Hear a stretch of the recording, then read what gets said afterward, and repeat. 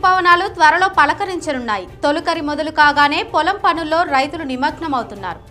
ఈ నేపథ్యంలో విత్తనాల కొరత ఆందోళన కలిగిస్తోంది.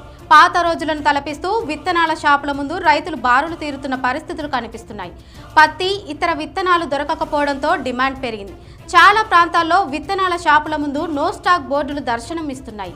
దీంతో విత్తనాల కొరత తీర్చాలని ప్రభుత్వాన్ని వేడుకుంటున్నారు.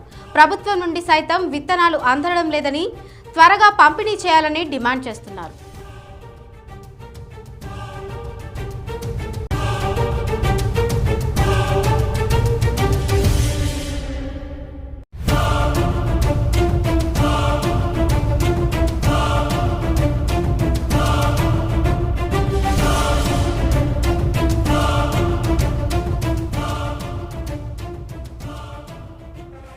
ఇక్కడ కనిపిస్తున్న దృశ్యాలు సంగారెడ్డి జిల్లా ఆందోళ్ మండలం జోగిపేటకు సంబంధించినవి.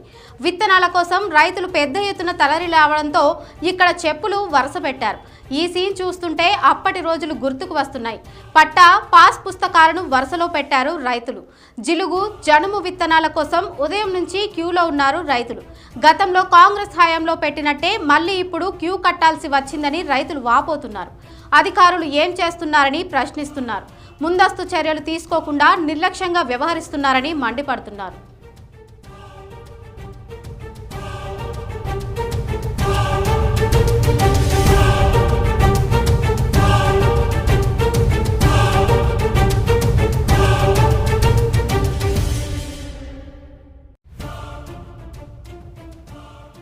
విత్తనాల కొరత వెనుక వ్యాపారులు, అధికారులు కుమ్మక్కయ్యారన్న వార్తలు కూడా వినిపిస్తున్నాయి. విత్తనాల సమస్య రాకుండా చూసుకుంటామని మంత్రులు చెబుతున్నా క్షేత్రస్థాయిలో పరిస్థితులు దానికి విరుద్ధంగా ఉన్నాయి. వానాకాలం పంటలకు సిద్ధమవుతున్న రైతులకు విత్తనాలు దొరకకపోతే ఇబ్బందులు తప్పవు.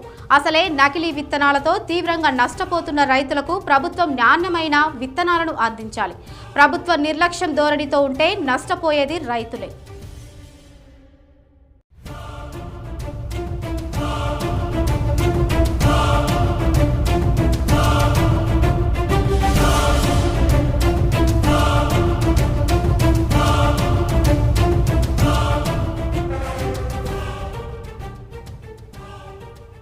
రైతే రాజు అని గొప్పగా చెప్పుకునే ప్రభుత్వాలు రైతుల సంక్షేమాన్ని విస్మరిస్తున్నాయని ప్రజా సంఘాలు విమర్శిస్తున్నాయి.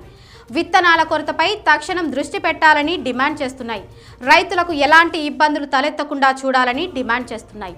క్షేత్రస్థాయిలో పర్యటించాలే, అధికారులను ఆదేశించి కొరత తలెత్తకుండా చూడాలని అంటున్నారు.